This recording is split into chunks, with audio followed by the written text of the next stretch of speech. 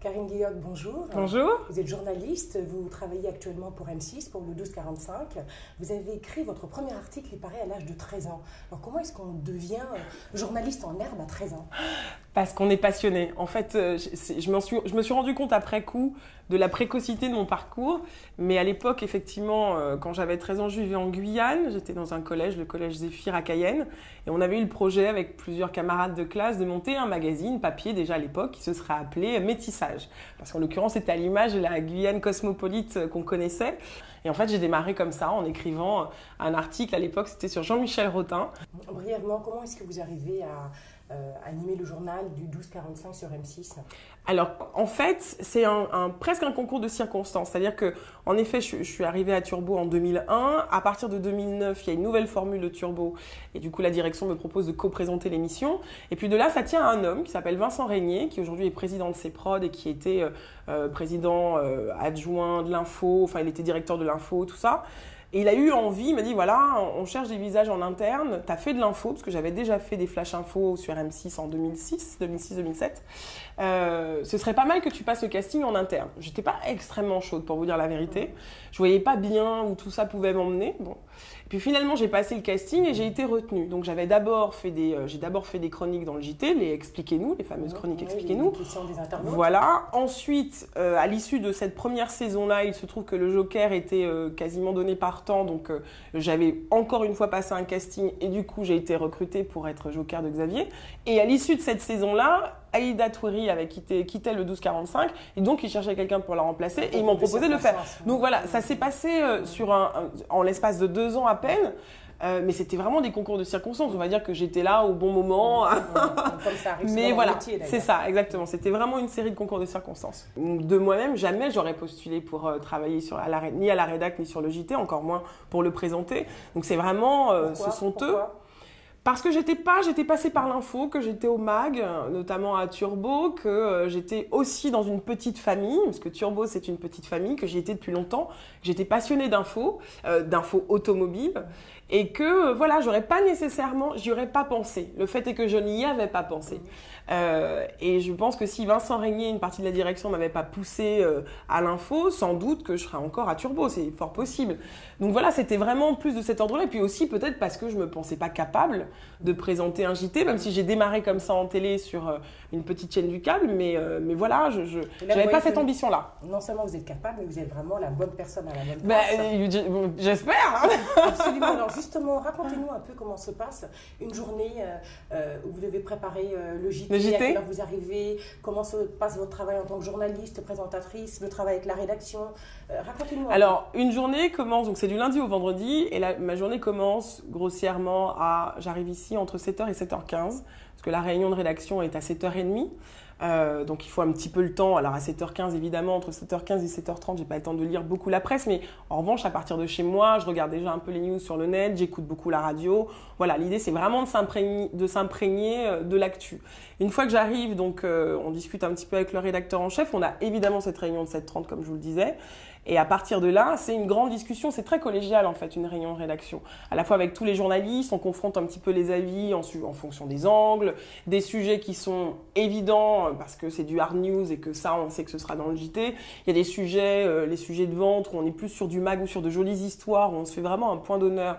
Dans la ligne éditoriale d'M6, il y a vraiment ce côté feel good, l'idée de toujours présenter quand même une histoire un petit peu positive. Et puis on a toute la partie qui est plutôt mag, où là on est à la fois sur le trait féminin, sur de la conso, sur un peu du people, tout ça. Donc c'est à ce moment-là que commence à se dessiner le chemin de fer du JT. La réunion se termine jusqu'à partir de 8h, on a les correspondants en région. La réunion se termine en général vers 8h30. Donc c'est une assez longue réunion. Et je commence à écrire à partir de 9h, parce que quand on sort de la rue, il faut que le chef d'édition ait le temps de rentrer tous les éléments dans la machine. Et je commence à écrire vraiment à partir de... Donc vous écrivez toutes vos relances? Tout ce que je dis, j'écris, absolument. Pas la dictée de non, pas du tout. Alors le rédacteur en chef va regarder bien sûr les textes, il les regarde d'autant plus que parfois il y a des sujets qui arrivent pendant le JT et que donc moi je n'ai pas le temps de voir. Et les angles peuvent peuvent bouger. Voilà. Et les angles peuvent bouger selon ce qu'ils ont trouvé sur le terrain. De passage. Voilà, exactement. Donc ça peut arriver en effet qu'il y ait des modifications ou que les textes évoluent parce que ça ne correspond pas finalement à ce qu'on a trouvé sur le terrain. Mais grossièrement, oui, bien sûr. Et c'est le principe de tous les présentateurs télé. C'est-à-dire que vous écrivez ce que vous dites. Vous êtes responsable, vous vous engagez dans ce que vous dites. Donc voilà, donc de 9h, grossièrement de 9h à 9h, 10h, midi 20, dans le meilleur des cas. Sinon, s'il y a énormément d'actu et que ça a beaucoup bougé, ça peut aller jusqu'à midi 30. Et après, c'est la course parce qu'il y a le maquillage, le stylisme, la coiffure, tout ça. Et parfois, les filles, elles ont 7 minutes à peine pour me préparer. Donc, d'ailleurs, à la fois, je m'en excuse parce que c'est terrible pour elles de travailler dans les conditions de stress de cet ordre-là. Et en même temps, j'en suis aussi désolée. Mais je trouve qu'elles font un super boulot. Et voilà, en 7 minutes, c'est quand même pas mal. Et le 12h45, donc parfois, assez rarement, on a le temps de faire une répétition.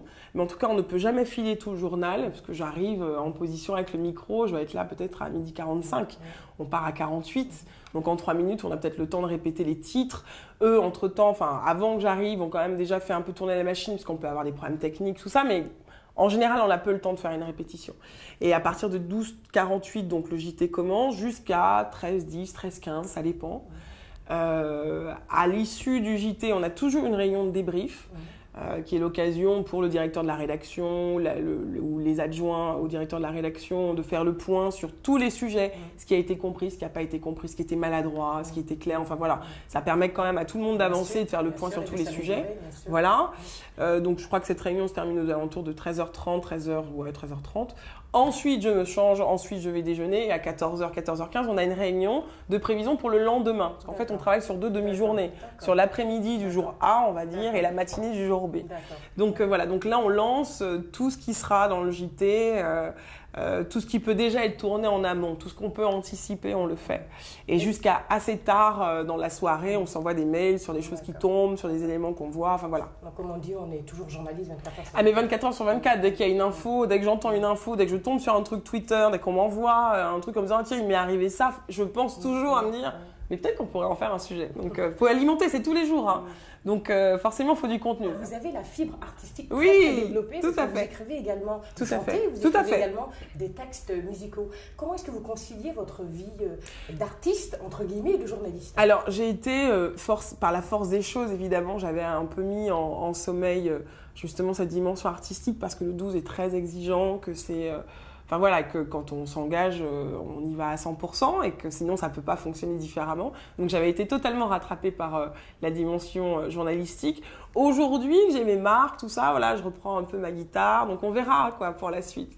Mais disons que je n'ai pas envie de faire les choses pour les faire et j'ai pas envie de me mettre la pression non plus. Donc le projet sortira quand il sera prêt, quand j'en serai contente. Karine Guillaume, que peut-on vous souhaiter pour 2015 ? Du bonheur, de la lumière et du bonheur. Vous avez l'occasion de parler aux femmes du monde parce que vous savez que Femmes au pluriel est visité par des internautes un peu partout sur notre planète. Qu'avez-vous envie de leur dire à ces femmes qui vous regarderont ?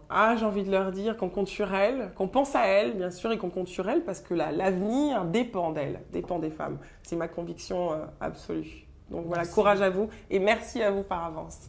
Merci, ce sera le mot de la fin. Merci.